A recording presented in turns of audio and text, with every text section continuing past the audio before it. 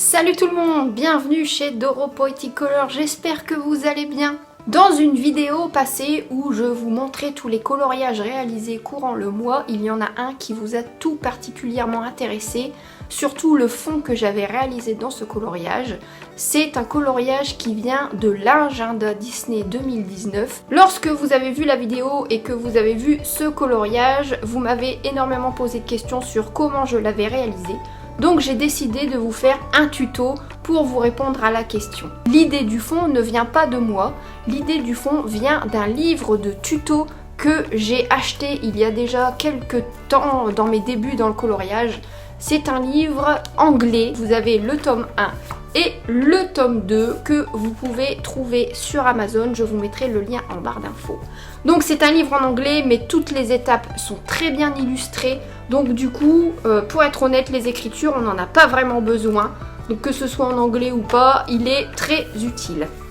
Je vais vous montrer le tuto explicatif du fond que j'ai réalisé, c'est donc celui-ci que j'ai un petit peu agrémenté à ma façon. Et bien maintenant que vous savez ce que l'on va découvrir dans cette vidéo, j'espère que ça va vous intéresser et c'est parti. Pour ce tuto, j'ai choisi le livre Hiver des éditions Hachette. Pourquoi j'ai choisi ce livre? Parce que nous avons des fonds avec des motifs et justement le fond du tuto est très adapté pour ce genre d'illustration remplie de motifs. J'ai donc choisi pour ce tuto les crayons de couleur Holbein. J'ai choisi 4 couleurs, un noir, un bleu très foncé, un bleu violet foncé et un violet clair. Donc vous pouvez prendre n'importe quelle marque de crayon évidemment, mais choisissez des teintes qui sont le plus rapprochées à ces couleurs si vous voulez ce genre de fond. Mais vous pouvez évidemment changer les couleurs en fonction du fond que vous voulez avoir. Que ce soit un fond noir bleuté, noir violet, noir orangé, ça c'est à vous de voir. Ensuite, je vous conseille de prendre des crayons gel et des crayons gel assez pigmentés, plutôt fluo pour que les couleurs ressortent bien du fond. Ensuite, je vais évidemment utiliser des Posca, donc un gros Posca PC5M, le Posca PC1M que je me sers tout le temps dans tous mes coloriages, et un nouveau que j'ai trouvé chez Lidl, un marqueur pigment blanc et qui est plutôt pas mal, donc je vais m'en servir aussi pour ce fond. Un taille-crayon, donc moi j'utilise beaucoup le Tegal en ce moment, je trouve qu'il est vraiment génial ce taille-crayon, et des blenders, donc Caran d'Ache. Donc j'ai déjà colorié la deuxième partie du coloriage pour que vous ayez un beau résultat final. Je vous mettrai les nuances, les teintes que j'ai utilisées en barre d'infos pour le Bambi, le Pampan, etc. N'oubliez surtout pas de mettre une protection en dessous de votre illustration en cours, je le dis à chaque fois, mais je préfère le répéter parce que ça protège vraiment bien les illustrations. Et voilà le résultat que l'on veut obtenir à la fin du tuto. Et nous démarrons cette colorisation avec la teinte la plus foncée, c'est-à-dire le noir que j'ai pris dans la marque Holbein, mais que vous pouvez bien évidemment prendre dans n'importe quelle marque de crayon de couleur. Je commence le plus haut possible de mon fond, de mon ciel, parce que c'est quand même un ciel, de mon ciel. Je vais appuyer plus ou moins fort tout en haut et plus je vais descendre, moins je vais appuyer pour pouvoir réaliser un dégradé sans démarcation.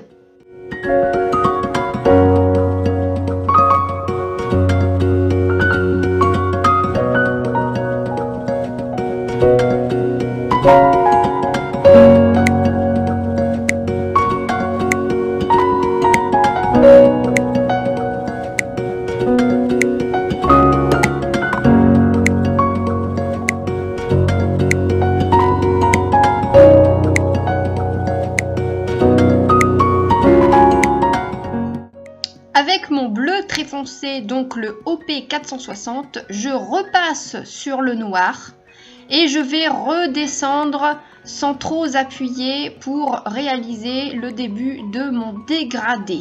Donc sur le noir, vous pouvez appuyez plus ou moins fort et en descendant, plus vous descendez et moins vous appuyez pour que l'on puisse continuer à faire un beau dégradé sans démarcation.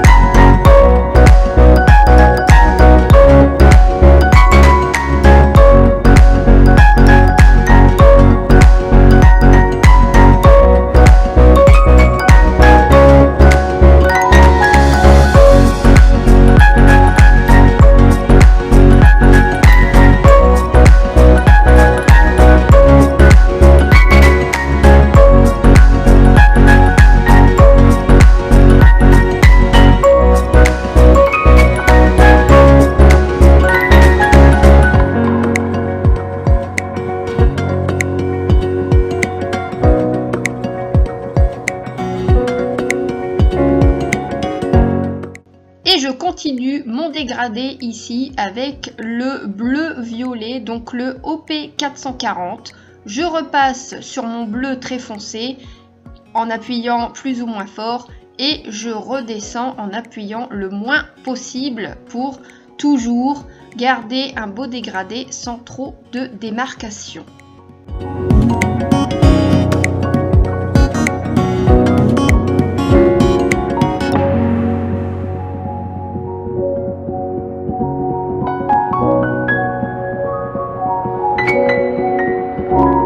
Nous finissons le dégradé avec la couleur la plus claire, donc là j'ai pris le OP 339, un violet très clair, et je vais commencer par la zone du bas, la zone blanche qui reste tout en bas, et je vais remonter tout doucement. Et là j'appuie plus ou moins fort, j'appuie pareil que ce soit dans la zone blanche que en remontant dans la couleur. Et voilà, c'est fini. Non, je rigole, on va pas laisser ça comme ça, hein. On va passer un petit coup d'essence sans odeur et un petit coup de blender. Je vais séparer mon fond en deux pour que vous voyez bien le comparatif entre l'estompé au blender et l'estompé à l'essence sans odeur. Donc, pour me servir de l'essence sans odeur, je vais imbiber une éponge de l'essence sans odeur que je vais venir chercher après dans mon éponge et passer directement sur mon pigment. Je commence toujours par la couleur la plus claire et je remonte sur la couleur la plus foncée en faisant des petits ronds, des petits traits, peu importe. Le plus important, c'est de retirer les traces. Vous allez même pouvoir voir que j'utilise mes doigts pour pouvoir estomper le mieux possible les traces que l'on peut voir avec les crayons de couleur.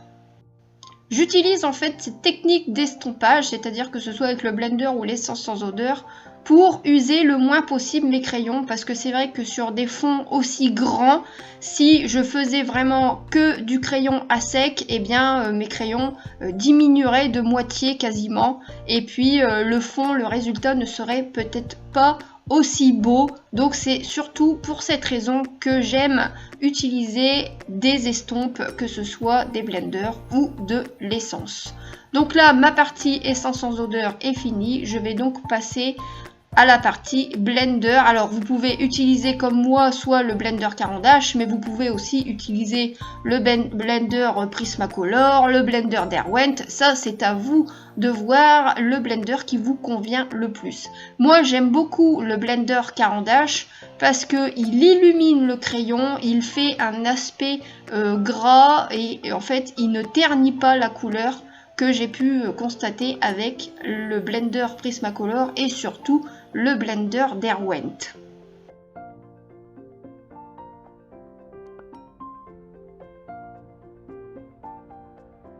Et je vous laisse admirer le résultat. Alors moi j'aime les deux techniques, j'aime les deux rendus, que ce soit à l'essence ou au blender, avec une petite préférence pour le blender car la couleur est plus brillante. Nous allons maintenant pouvoir attaquer la décoration du fond. Donc avec mon marqueur de chez Lidl, je vais créer une lune, un croissant lune Donc à main levée, hein, c'est très simple à réaliser. On va commencer par faire un demi-cercle et puis on va grossir le trait petit à petit. On y va doucement, on prend son temps et on fait le remplissage du croissant lune.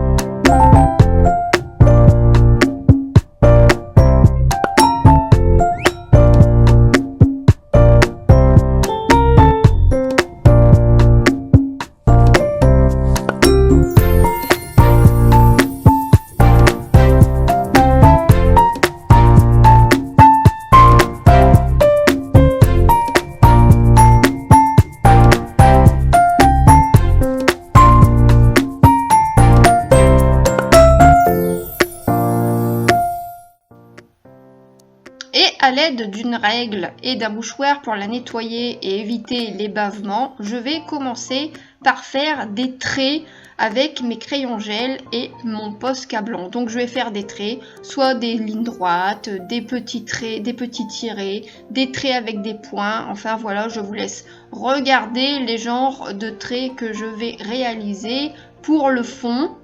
En début de vidéo où je vous montre le matériel que j'utilise, je vous donne le conseil de prendre des crayons gel plutôt de couleur fluo, de couleur assez pigmentée, assez flashy. Pourquoi? Parce que comme vous pouvez le remarquer, là, entre mes deux traits fluo, c'est-à-dire entre le premier et le quatrième, j'ai deux traits, un vert paillette et un jaune paillette, et franchement on ne les voit pas du tout, on les voit quasiment pas, on voit juste un petit peu de brillance grâce à la lumière, mais sinon on ne voit pas grand chose et c'est dommage. Donc c'est pour ça que je vous conseille vraiment de prendre des couleurs très fluo, des couleurs flashy pour que les traits ressortent bien du fond. Dans cette vidéo, j'utilise les crayons gel de la marque Sakura Jelly Roll, mais vous pouvez aussi utiliser des Posca fluo, parce qu'il existe aussi pas mal de Posca fluo, des roses, des oranges, tout ça. Et vous pouvez aussi utiliser les Posca fluo si vous en avez, ou si vous préférez investir dans des Posca fluo.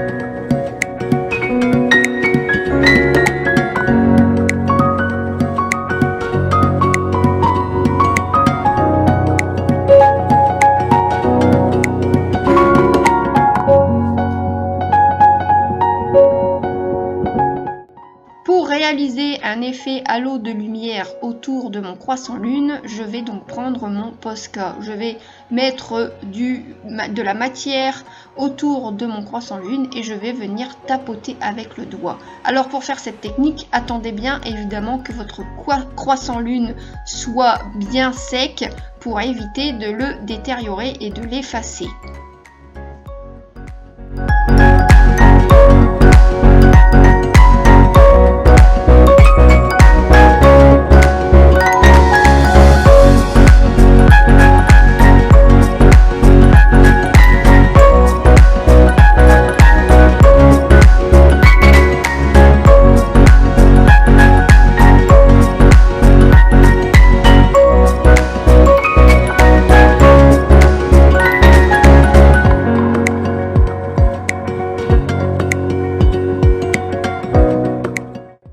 Une fois que mes traits sont bien secs, que ce soit au crayon gel ou au Posca, une fois que tout est bien sec, je vais venir agrémenter mon décor avec des bulles que je vais tout simplement réaliser avec mon gros Posca PC5M et mon doigt.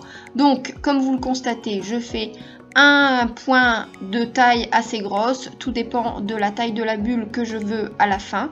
Et avec le doigt, je vais venir faire l'étaler en forme de cercle et je vais faire un cercle plus ou moins grand en fonction de la taille de la bulle que je veux obtenir.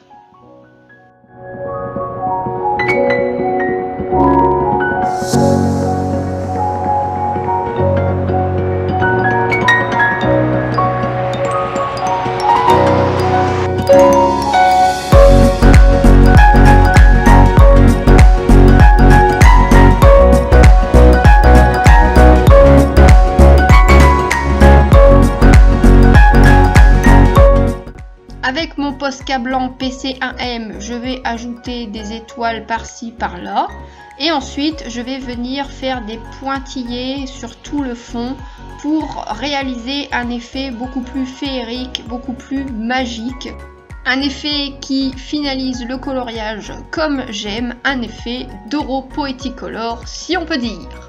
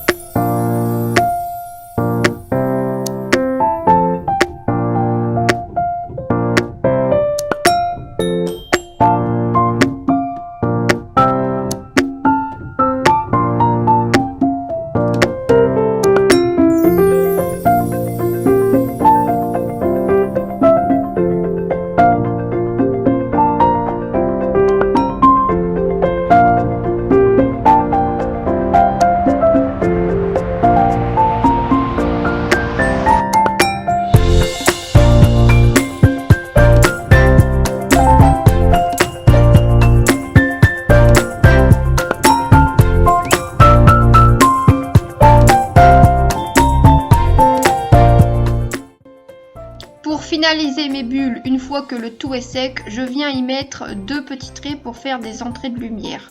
La technique pour réaliser des bulles est on ne peut plus simple, elle est vraiment à la portée de tous et j'espère qu'elle vous plaira et qu'elle pourra vous aider pour vos futurs coloriages.